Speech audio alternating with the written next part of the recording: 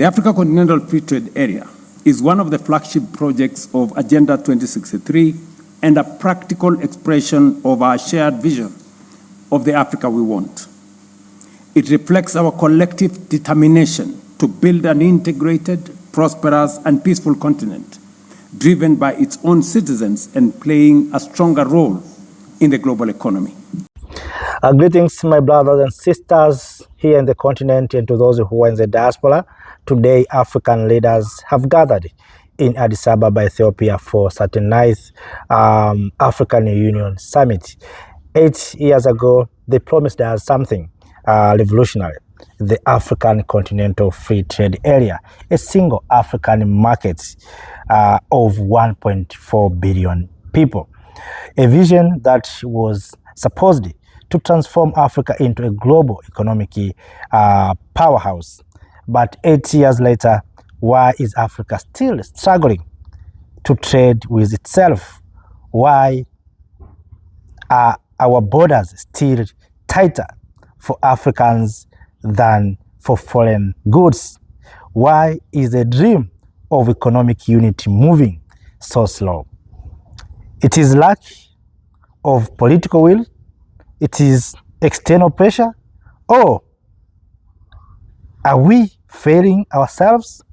So in this video, brothers and sisters, we expose what is really happening behind closed doors in Addis Ababa, Ethiopia. Before diving deep into this topic, all of us, let us ask our leaders, who are you waiting for to approve your own economic freedom? Whom we are waiting to approve that, okay, this is the right time for you Africans to trade yourself or to open borders? Are we sovereign? Are we free? And if we are free, why we are waiting? All leaders are in Addis. Why don't they come up with solutions? What is the purpose of having this summit if we can't come with solutions? So let me share the remarks made by President William Samoei Ruto. Here is what Ruto has said. Colleagues, the President of Botswana and the President of Burundi, Excellencies, ladies and gentlemen, the Secretary General of AfCFTA, distinguished ladies and gentlemen, Africa today stands at an important moment in its economic journey, shaped by major demographic change, expanding regional integration, and rapid technological progress. These forces are redefining our role in global markets and creating new opportunities for investment, enterprise, and growth. The Africa Continental Free Trade Area is one of the flagship projects of Agenda 2063 and a practical expression of our shared vision of the Africa we want. It reflects our collective determination to build an integrated, prosperous, and peaceful continent, driven by its own citizens and playing a stronger role in the global economy. By bringing together our markets, the AfCFTA creates the basis for structural economic transformation, enabling industrialization, value addition, and broad-based growth at continental level. It is in this context that I am honored to preside over this inaugural meeting of the Committee of Heads of State and Government on AfCFTA implementation. I thank the AfCFTA Secretariat for convening this meeting on the margins of the 39th Ordinary Session of the Africa Union Assembly. Since entering its operational phase in January 2021, the AfCFTA has made meaningful progress. Most core protocols have been negotiated and institutional frameworks are in place. Our priority now shifts firmly from negotiation to implementation so that the agreement delivers tangible benefits for our 1.4 billion people. We all remember the original intention of AfCFTA was for us to make our borders not barriers, not roadblocks, not impediments, but to make our borders stepping stones and bridges between our different countries so that we can trade better. I can give an account of Kenya here. The largest trading bloc for Kenya by far is Tanzania and Uganda because of the East African community. That opportunity exists for all of us through the AfCFTA. And that is why the implementation of AfCFTA is critical, is important for us to be able to create jobs, to create industry, and to trade better so that our contribution of trade within Africa stops being the least in the globe. We all know that today Asia trades with itself to the level of 65% of trade. Europe, almost 70%. In Africa, we are still struggling to get to 18%. And that is why this meeting of heads of states to help push the implementation of AfCFTA is critical and is central. Our work must focus closely with advancing partnerships with private sector, including investors, manufacturers, innovators, and traders, and entrepreneurs who will ultimately drive production, trade, and job creation under the AfCFTA framework. Africa's private sector already accounts for the majority of production, investment, credit uptake, and employment across our economies. Its full participation is therefore indispensable to the success of this agreement. Special attention must be given to micro, small, and medium enterprises, which employ large numbers of women and young people and form the backbone of most African economies. Many of these enterprises are ready to expand beyond national borders and take advantage of continental market access. In reference to Kenya again, close to 80% of all Kenyans employed are employed in the micro, small, and medium enterprise sector. The Biashara Africa Business Forum held in Kigali demonstrated the growing momentum behind African enterprise and regional value chains. Our responsibility is to ensure that AfCFTA instruments and national policies make it easier, not harder, for MSMEs to participate in cross-border trade. We are convened today to formally operationalize this committee, agree on clear implementation priorities, strengthen public-private cooperation, and establish a shared continental framework and a program with measurable outcomes. Our approach should be guided by urgency, practicality, coordination, and outcomes. With focused execution, Africa can strengthen its position as a competitive and resilient bloc. As chair of this subcommittee, I assure you of my full commitment to working closely with fellow heads of state and government and the Secretariat, including the regional communities and the private sector, to translate this agreement into real economic opportunities for our citizens.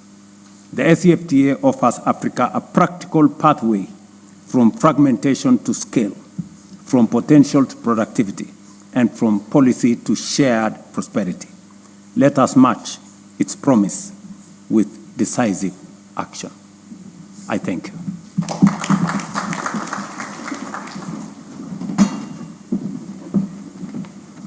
Program Director, Your Excellency President William Samoei Ruto, President of the Republic of Kenya and Chairperson of the Committee of Heads of States on AfCFTA implementation, Your Excellencies, Heads of States and Government, Your Excellency President Mahamadou Issoufou, the champion of the AfCFTA and former President of Niger, Your Excellencies, Ministers representing Heads of States, senior officials, distinguished ladies and gentlemen, it is an honor to have you in attendance in this meeting.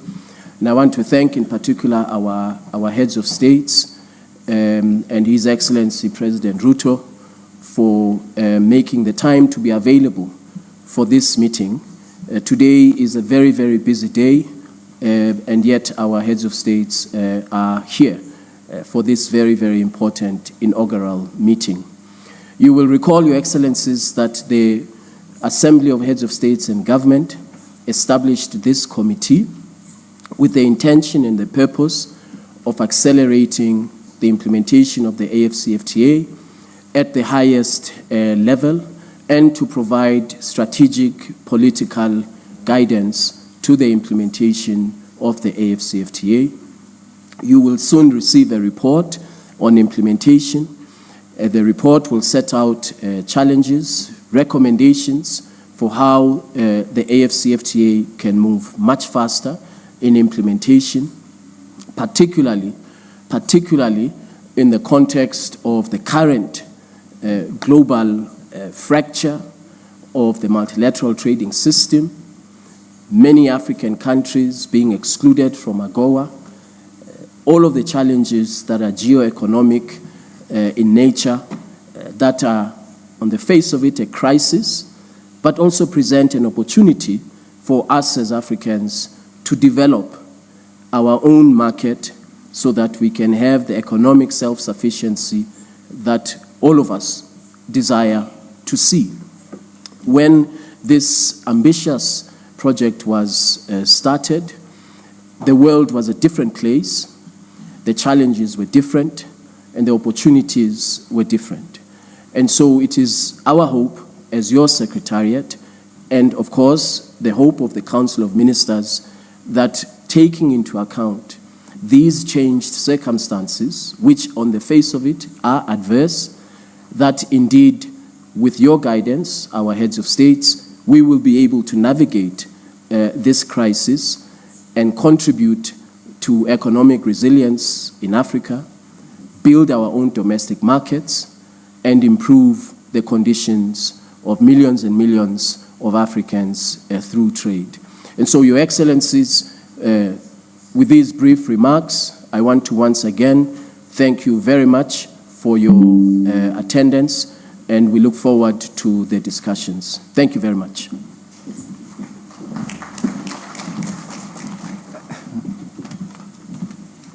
I think in the interest of time, I don't have to be introduced.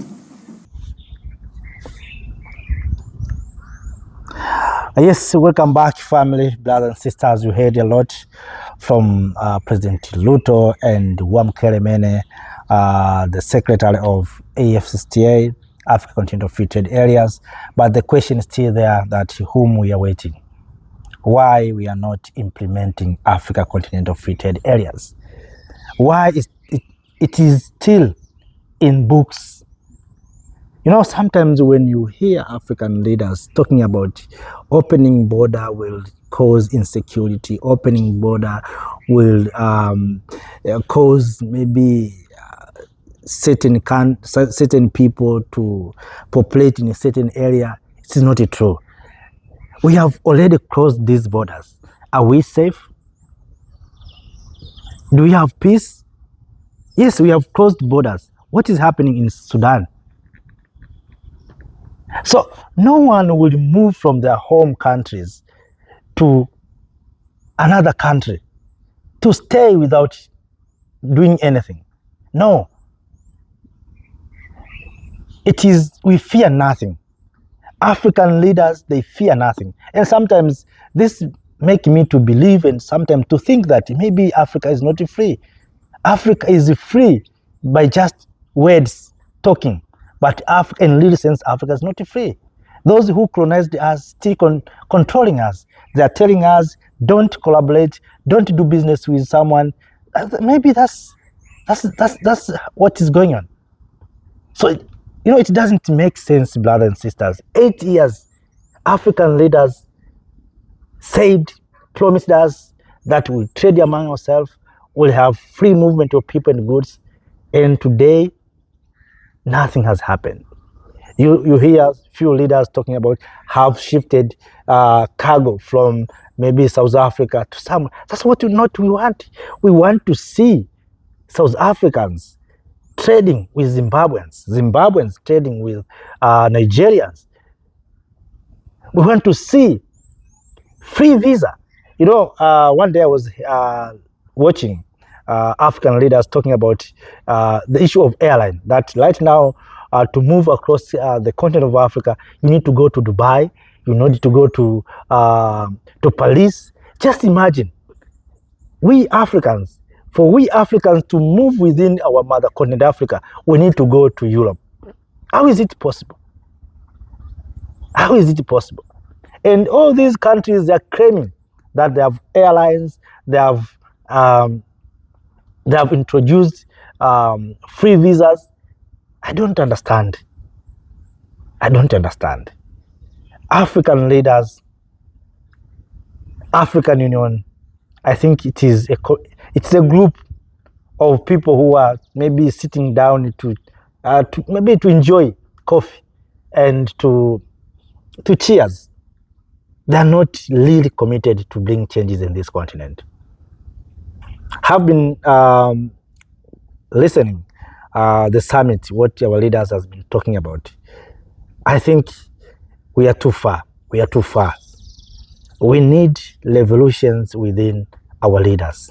We need real leaders right now in the continent of Africa. These political leaders, they don't see the impact of bringing changes. There's no need for Africa to cry for the shortage of food. We import the things that we can produce here. We produce rice, we produce maize, we produce sorghum, we produce millets, grain, wheat, but at the same time we are importing the same products.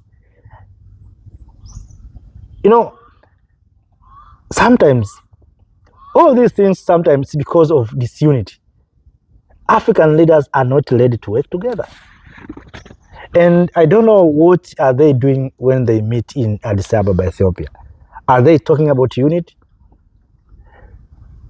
And if have a privilege to meet African leaders, and especially African Union leaders, have to tell them that the next summit, let us not talk about other issues. Let us first agenda be the agenda of unity. Let us ask ourselves, when will we unite? When will we Africans unite? All leaders have to come and say something, and every leader must be committed who are ready for the unity. Because this continental free trade area will not be implemented as long as Africans are being divided. Yesterday, I saw the Prime Minister of Italy, of course, conducted the second Italy-Africa Summit at Addis. You see, all in all is to counter Africans before attending their own summit. So Africans have fulfilled the agenda of Italy before their own agendas. Europe are so strategic, but we Africa, we are not strategic. We are not united. Italy has changed the strategy. Instead of inviting African leaders in Roma or in wherever, in Italy, right now, they're coming to us. They know that in Addis, all leader will be there. It will be easy to access African leaders. So summit will be conducted, and African leaders will sign the agreement and given good promises that will not work for them. Today, we are still talking about continental free trade areas. Africa, we can't trade among ourselves. That value addition that our leaders are talking about, we are going to add value. Then whom we are going to sell? To whom? You have closing borders. You can't allow free movement of people and goods. There's no free visas. And yet Africans are saying telling young people, employ yourself, be innovative. So young people are innovative. So, but where is the market? Where is the market? This must come to an end, brothers and sisters. It is paining, but there's no way we can move out from this without coming together, without unity. So, as I said, if I have an access to meet African leaders, African Union leaders, the next summit must be the summit of unity. When we are going to unite, every leader must express and explain when. And of course, we don't need to ask them. We have to tell them that by the year 2026, we need to be united. I don't mean that we have maybe to collapse these borders. We can keep these territorial borders, but let us allow people to move free within the continent of Africa. So we were talking about security. These bandits and these terrorists, are they asking for visas? Are they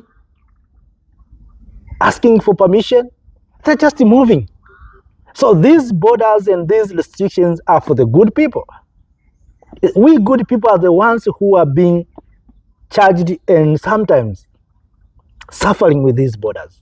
African leaders don't see this because they have this diplomatic passport. But people who want to do business, to start business, are those who are suffering. So African leaders must change. And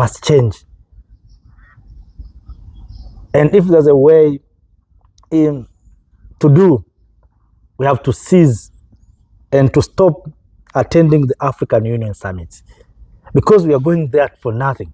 Yes, people may say we are agreeing, but what are we agreeing? What are we implementing? It is a jamboree. We have conflict everywhere.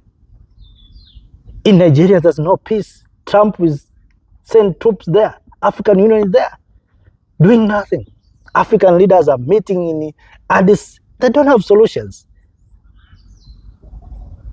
So family, brothers and sisters, if you have something to share with us, please do so through the comment section. But all in all, it is paining that 8 years we are still talking the same thing, while others have already moved away from talk. People are implementing their plans. So have a nice time. See you next time. Thank you. Thank you, Africa, Mama Africa. Oh, yeah. You make African great. Thank you, Africa. Thank you, Africa.